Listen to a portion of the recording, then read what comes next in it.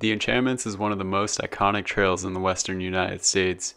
A quick Google search of the best trails in Washington will inevitably lead you to the glacier-carved paradise of high alpine lakes known as the Enchantments. The price of admission into this fairy tale mecca is a 20 to 23 mile hike with nearly 5,000 feet of elevation gain.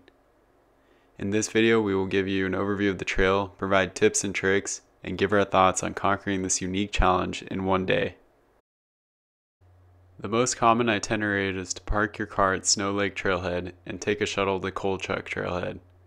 There are several shuttle services to choose from. The most popular costs $24 per person and departs at 5 a.m., 6 a.m., and 7 a.m. on Friday, Saturday, and Sunday.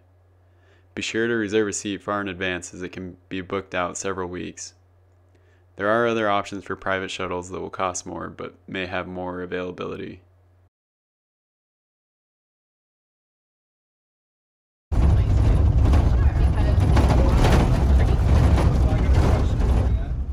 The shuttle takes about 20 to 30 minutes.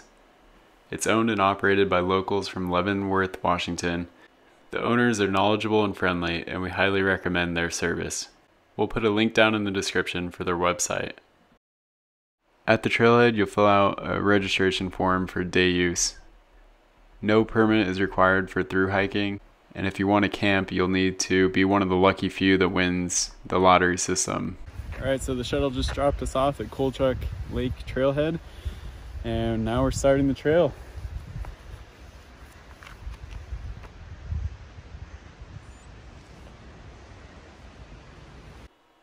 The first 4 miles is a steady uphill climb to COLCHUCK Lake. The trail traverses through a forested valley with several picturesque stream crossings.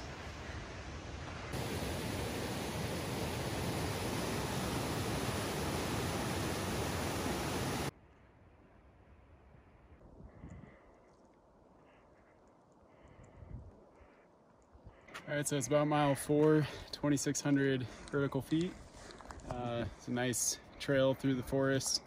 And then you get out to COLCHUCK Lake, which you can see behind me, beautiful water, really popular day hike, and it is gorgeous.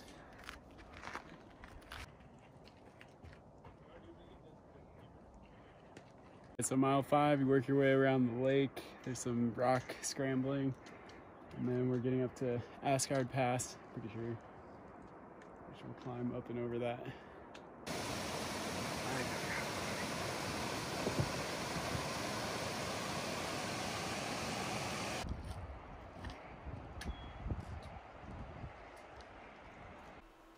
The hardest part of the trip is definitely AASGARD Pass. It's only 1.5 miles long, but it's 2,000 vertical feet of steep climbing with rocks and loose scree along the way.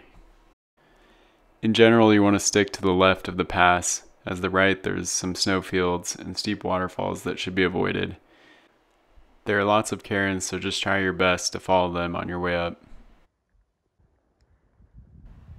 Towards the top of the climb, there's several false summits, so just keep making your way up, and there's great views of COLCHUCK Lake back down the valley. Alright, so we just made it to the top of the pass. The climb is pretty good, it's pretty steep. I think it's about 2,000, maybe 2,500 vertical feet. And then from here, I think we'll start traversing over through the lakes. Might go up a little bit more, but I think this is about as high as you get.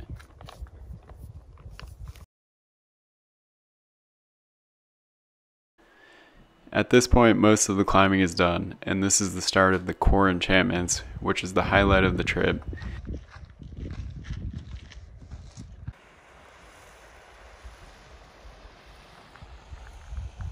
This portion of the trail is definitely the most iconic, and what makes the Enchantments one of the most popular trails in Washington, if not the United States.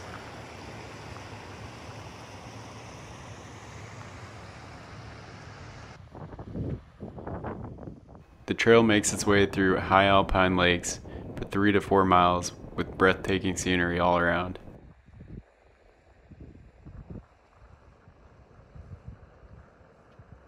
Alright, so about mile 9, we're kind of weaving in and out of lakes. We've been doing that for the last mile or so.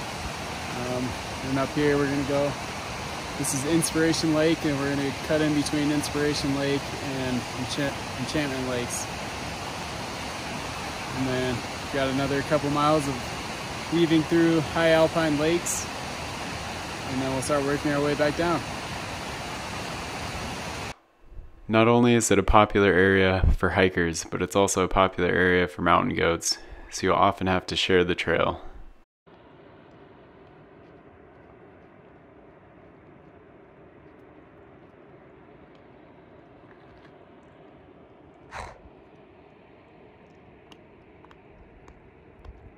Alright, so we're about 10 miles in and we continue to see just beautiful scenery, and we're starting to go back down.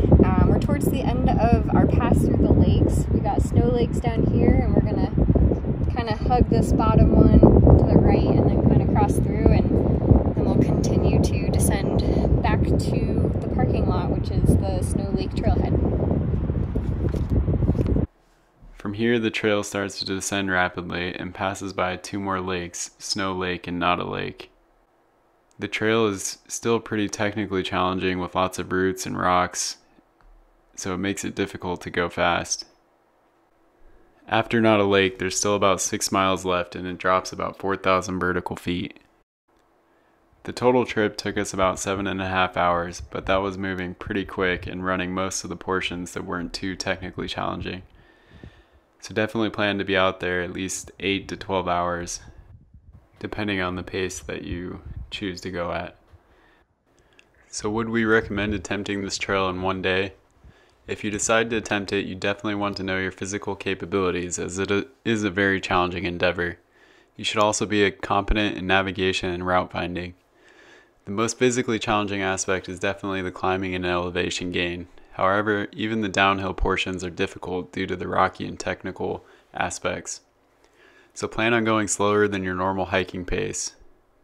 That being said, the challenge is what makes the experience so rewarding, so don't be afraid to get out there.